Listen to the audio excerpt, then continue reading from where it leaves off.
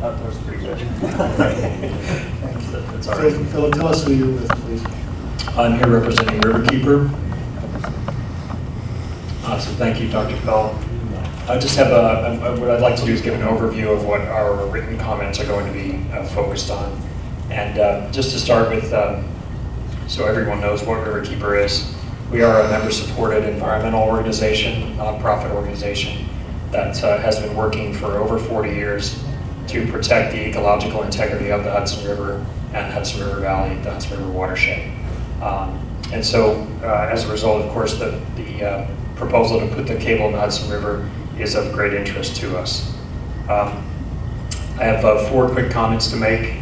The first one, and these are basically requests for assessments of these particular impacts, environmental impacts. The first one has to do with the alternatives analysis under NEPA. We would request that the Department of Energy take a hard look at particularly 2 aspects of the alternatives. And the first one is the route of the cable. We know, as Don Jessen described, that a portion of the cable route will be run under the railroad right-of-way to avoid the GE-PCB dredging site. And we would like to have a full examination of an alternative that looks at running the entire cable under the land, under the railroad right-of-way, comparing the environmental impacts of that to the impacts of running the cable in the river. The second alternative analysis would be dealing with the converter station location. I believe the primary proposal is for the Yonkers site to be the site of the converter station. We would ask that the alternative of, I believe, the Queens, the Astoria Queens converter station location be looked at very carefully.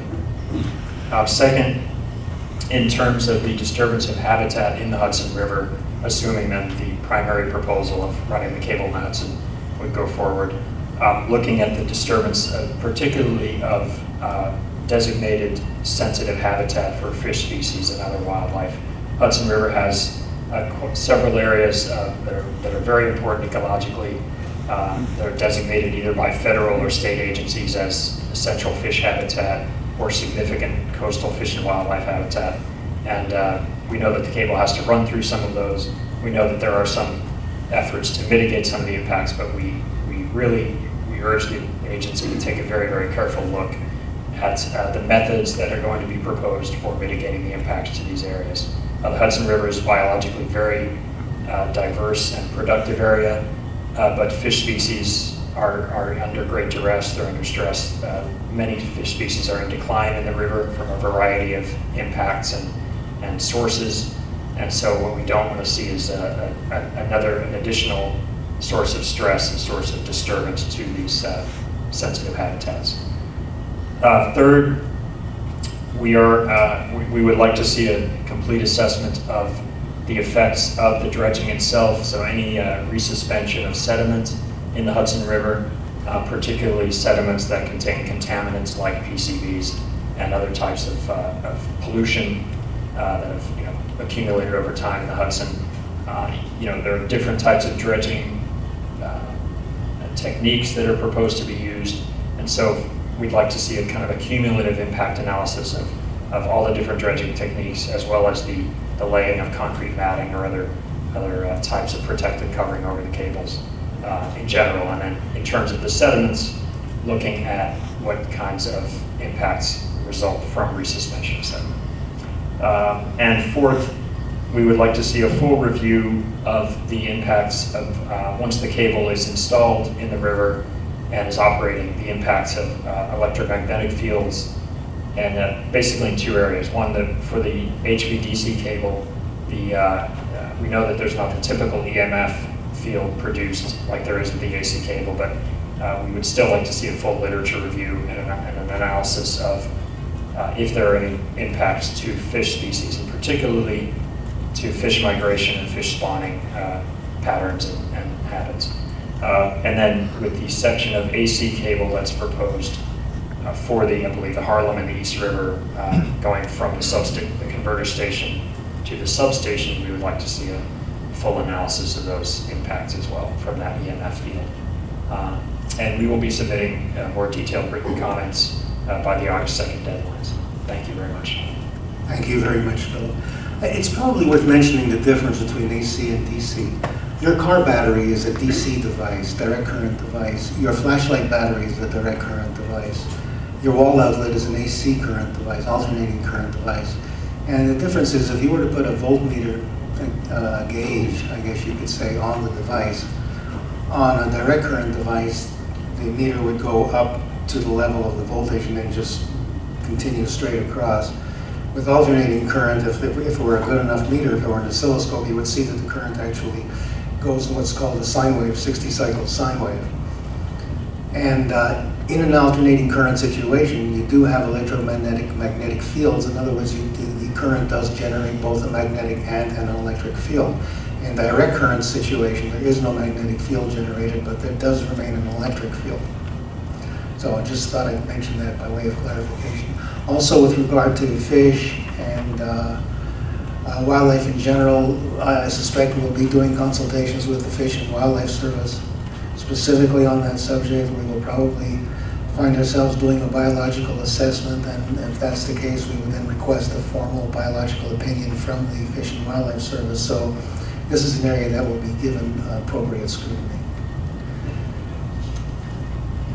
I'd like to move on now to Haley Moskov. That's good enough. Who's with Scenic Hudson. Should ask people to spell their names phonetically, shouldn't we? I know. It sounds so much easier than it looks. Thank you, Dr. Bell. You're welcome. As you said, my name is Haley Moskov. I'm with Scenic Hudson, and just by way of introduction, we're a 47-year-old nonprofit environmental organization and a separately incorporated land trust. We're dedicated to protecting and enhancing the scenic, natural, historic, agricultural, ecological, and recreational treasures of the Hudson River and its valley. We understand and do appreciate that our future relies on a shift towards clean, renewable energy, and for that reason we believe this proposed project could possibly have some positive environmental benefits. It could have the potential to help make the transition to a greater future powered by more clean, renewable energy, which could therefore help improve our air and water quality and avert the consequences of global climate change. However, any project of this magnitude, which is unprecedented really in the Hudson Valley, it needs to be designed and implemented in a manner that's not going to harm the sensitive Hudson River estuary or the communities through which the transmission lines will pass. Therefore, we urge the Department of Energy to carefully assess the potential negative environmental effects in the EIS. I'm just going to go over a few of the main concerns that we have, which we will expand upon later in our written comments. The Hudson River from Hudson Falls to Manhattan has been designated a Superfund site for 25 years due to the PCBs that were dumped into the river by GE, and they remain buried along the river bottom, as we know.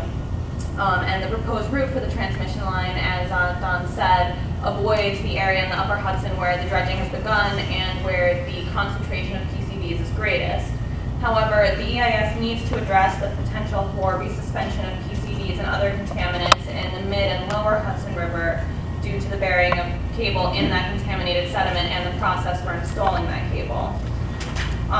While some areas of cable are going to be buried by methods which might be less likely to greatly disturb the sediment, other areas are going to need to be mechanically plowed or dredged, which will significantly increase this risk.